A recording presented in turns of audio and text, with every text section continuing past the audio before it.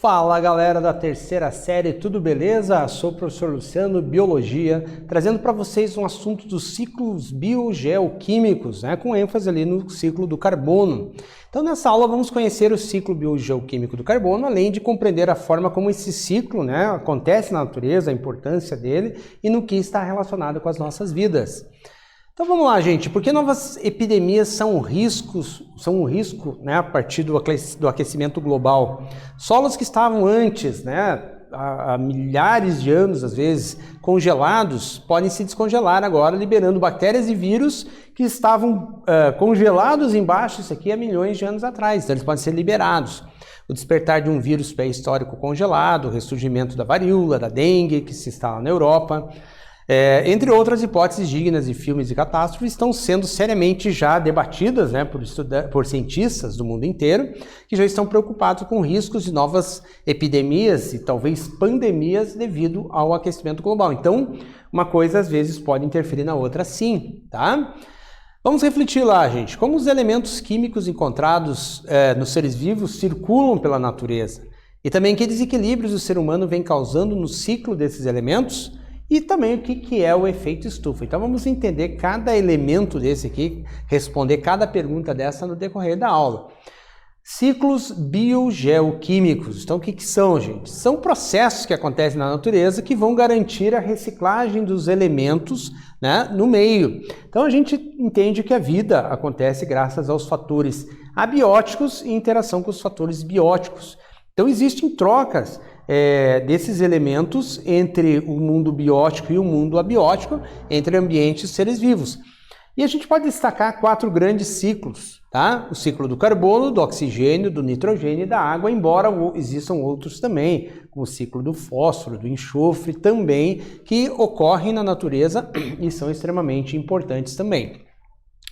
O carbono, gente, é um dos 4 elementos químicos ali mais abundantes.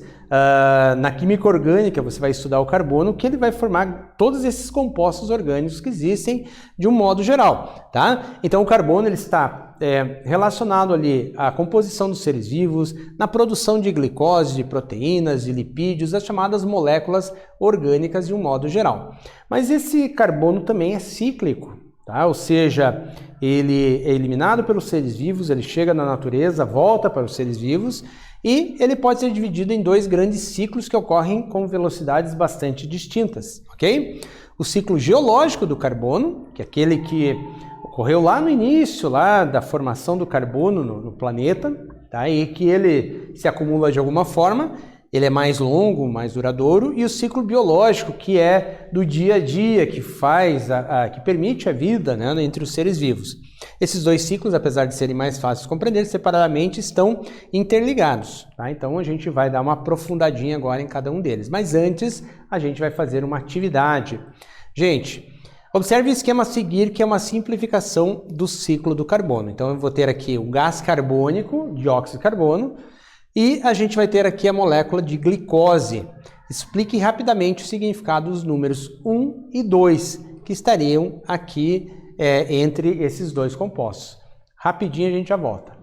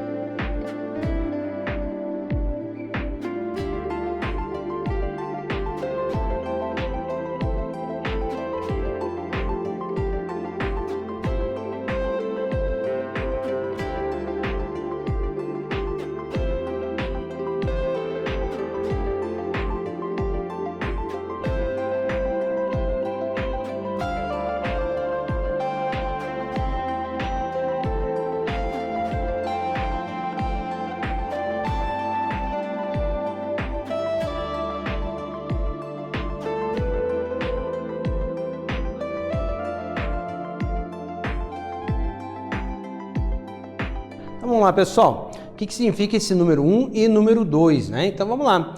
Número 1 se refere aos organismos em processo de consumo da glicose, que foi produzida na fotossíntese, por meio da alimentação.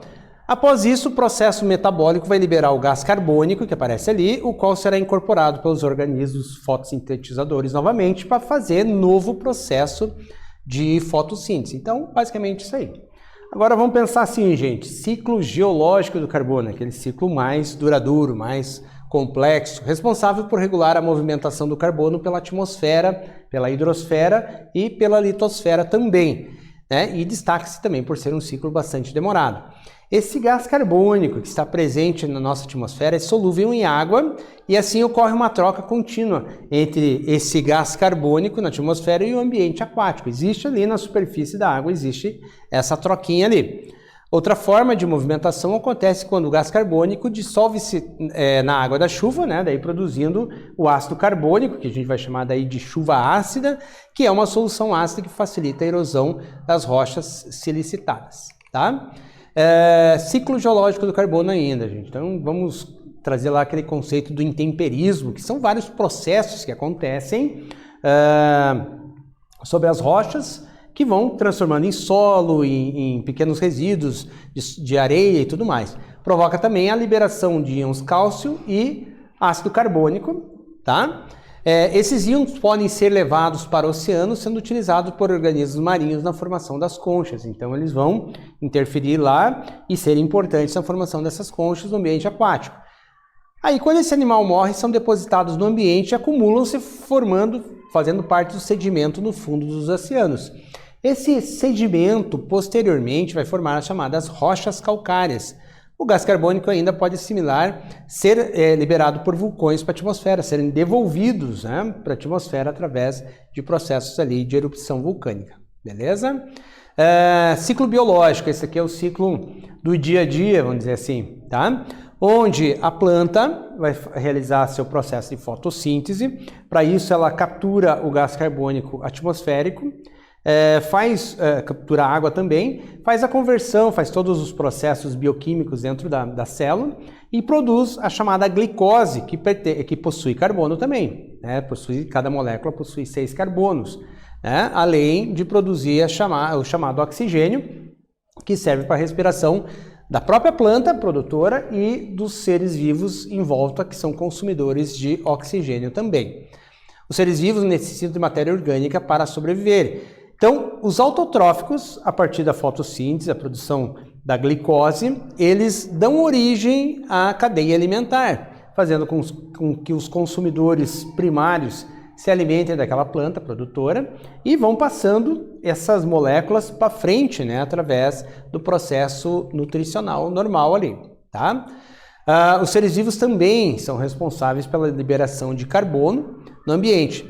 Ela pode ocorrer por 2 processos. A nossa respiração, que vai gerar gás carbônico, então é uma forma de liberar carbônico, e também pela decomposição. Na respiração, os organismos utilizam oxigênio e liberam gás carbônico nesse processo, né? E na decomposição ocorre a liberação de gás carbônico e também de água. Então são 2 processos em que se devolve esse carbono para a atmosfera. Galera, atividadezinha número 2 aqui para vocês.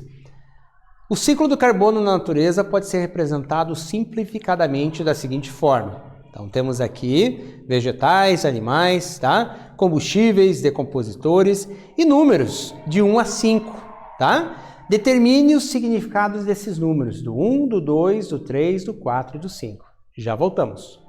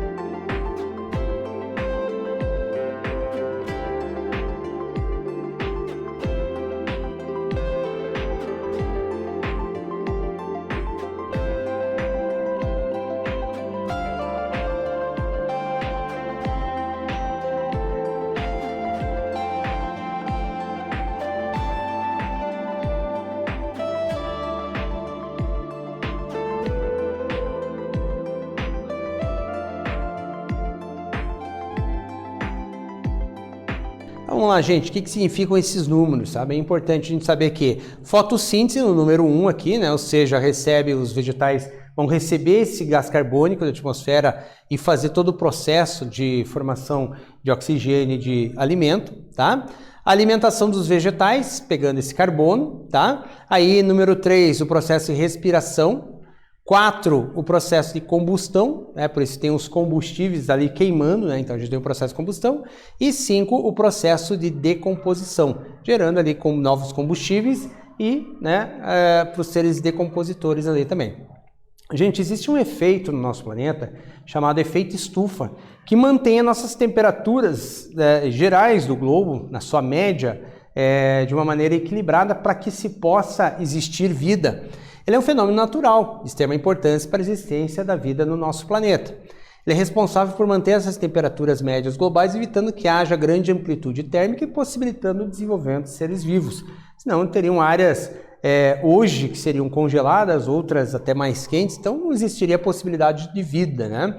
Os principais gases que compõem esse efeito estufa são aqui o metano, CO4 e o próprio gás carbônico, tá? O Sol, ele emite calor, né, diariamente ali sobre a superfície da Terra. Essa radiação atinge o nosso solo e parte dela é absorvida e outra parte ele volta para o espaço. O que o efeito estufa faz? Ele evita que seja perdida totalmente essa energia, que ela bata e se disperse totalmente outra vez para o universo. Então o que acontece? Ele retém uma boa parte disso, mantendo uma temperatura ótima ali para nós. Tá? Então esse é o efeito estufa, essa é a função dele. Tá? Então esse fenômeno, no entanto, tem sido agravado por ação antrópica, ou seja, pela ação humana, que tem elevado as emissões de gases de efeito estufa à atmosfera, provocando alterações climáticas em todo o nosso planeta. Lembra lá no começo da aula, aquela reportagem sobre o aquecimento global gerando descongelamento de geleiras e liberação de possíveis micro-organismos causadores de doença. Essa concentração de gases dificulta que o calor seja devolvido até o espaço. Então vamos ver alguns efeitos ali. Aquecimento global, derretimento de geleiras, aumento do nível dos oceanos, né? Ou seja, os oceanos passam a invadir algumas cidades, algumas regiões, mudanças climáticas, extinção de algumas espécies, doenças, enfim, vários efeitos podem ser advindos do aumento dessa concentração de carbono na atmosfera, tá? E temos também a acidificação dos oceanos. O que significa acidificação dos oceanos? Transformação de aumento do pH para um pico mais ácido, né, nos oceanos. Efeitos demonstram que ao longo da história 30% do gás carbônico emitido pela ação humana foi parar no oceano. Quando a água o gás e o gás se encontram, é formado o chamado ácido carbônico, tá? Que pode ser formado também na atmosfera, lá na questão da chuva ácida, né? Que se dissocia no ar formando íons carbonato e hidrogênio. Beleza. Então, a gente falou que existe uma relação do carbono da atmosfera com a água superficial ali dos oceanos, dos rios e tudo mais, fazendo com que haja essa combinação e o excesso desse carbono pode gerar um aumento também no ácido carbônico, tá? E isso pode causar vários problemas. Podem reduzir os organismos calcificadores, tá? Pode reduzir a quantidade de corais e também a qualidade desses corais, vamos pensar assim. Pode reduzir também os recursos pesqueiros, trazendo grande impacto aí na pesca, de um modo geral. Pode reduzir o ecoturismo, porque o que atrai pessoas muitas vezes é a beleza do fundo dos mares e de todo o ecossistema aquático, tá? Então, você pode ter diversos impactos nesse sentido. Galera, o que nós falamos nessa aula aqui? Nessa aula falamos sobre ciclos biogeoquímicos, como por exemplo o ciclo do carbono, bem como o efeito estufa e o que ele pode acarretar para a saúde do nosso planeta, o que ele pode trazer de prejuízo para nós, lembrando do derretimento das geleiras, que impactos, né, que ele pode ocasionar na própria economia, a nível de saúde e tudo mais. Então nós temos assim uma série de coisas que você pode o quê? Discutir com o seu professor, discutir com a sua turma, né? Trazer esse embate aí bastante produtivo. E você vai usar isso aí bastante também no teu vestibular, no teu Enem, na tua prova, em sala de aula e tudo mais. Beleza? Galera, eu espero que vocês tenham gostado e até uma próxima. Tchau, tchau!